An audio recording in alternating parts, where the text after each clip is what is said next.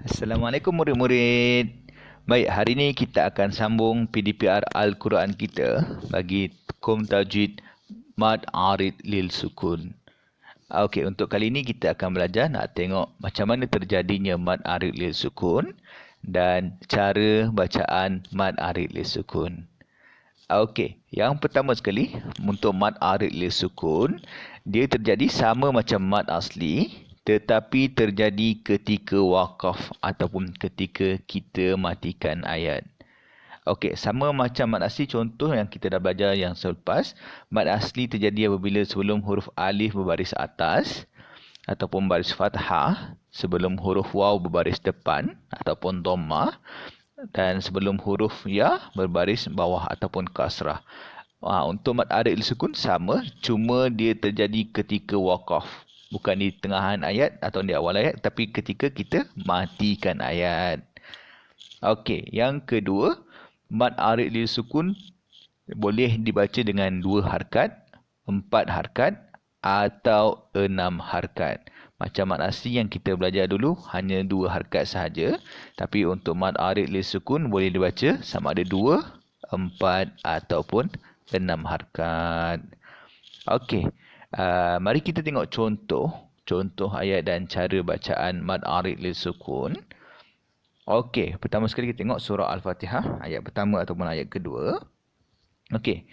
Kita tengok sini, baca sama-sama. Auzubillahi minasyaitonirrajim.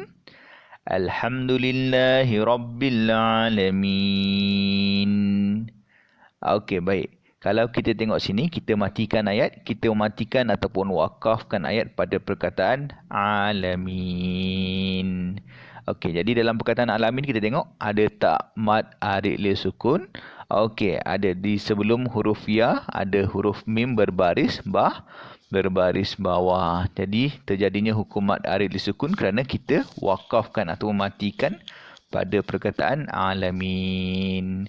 Jadi untuk perkataan alamin ni, min tu kita boleh baca dengan 2 harkat, 4 harkat ataupun 6 harkat.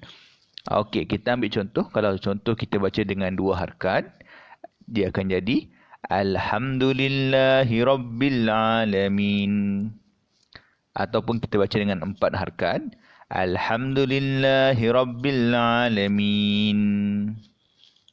Ataupun contoh kita baca dengan 6 harkat, Alhamdulillahi Rabbil Alamin. Jadi boleh baca salah satu. Okey, kita tengok contoh yang kedua. Okey, Ar-Rahmanir Rahim. Jadi kat sini kita wakafkan pada perkataan mana? Pada perkataan Ar-Rahim. Kita wakafkan pada perkataan Ar-Rahim. Okey, dan kita tengok dekat perkataan Ar-Rahim ada hukum mad arid lil sukun. Sebelum huruf ya ada huruf ha berbaris bawah. Jadi pun sama, boleh dibaca sama ada 2, 4 ataupun 6 harkat. Okey, baik. Kita tengok contoh seterusnya. Contoh ni daripada surah An-Nas, ayat pertama. Okey, kita baca bersama-sama. Qul a'udzu birabbin nas. Okey. Untuk perkataan ni kita tengok, kita wakafkan dekat perkataan An-Nas. Kita wakafkan atau matikan pada perkataan An-Nas. Okey. Kemudian kita tengok dalam perkataan An-Nas ada tak hukum mad arid lil sukun? Okey, ada. Sebelum huruf alif ada huruf nun berbaris atas, dan kita wakafkan dekat perkataan An-Nas. Jadi harus dibaca dengan mad arid lil sukun sama ada 2, 4 ataupun 6 harkat.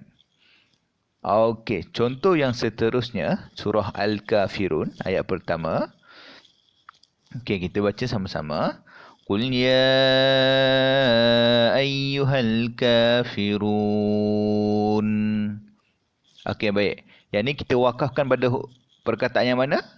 Perkataan Al-Kafirun. Bagus. Perkataan yang kita wakafkan adalah perkataan Al-Kafirun. Jadi ada tak hukum mad arid lil sukun kat sini?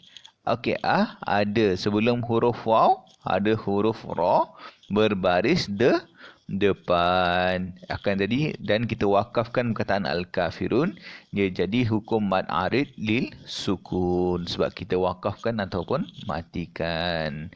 Jadi sekali lagi bacaan dia boleh dibaca dengan 2, 4 atau 6 harakat.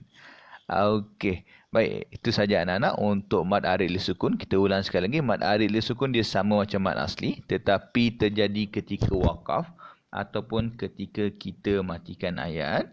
Dan kedua, dia boleh dibaca dengan 2, 4 atau 6 harakat.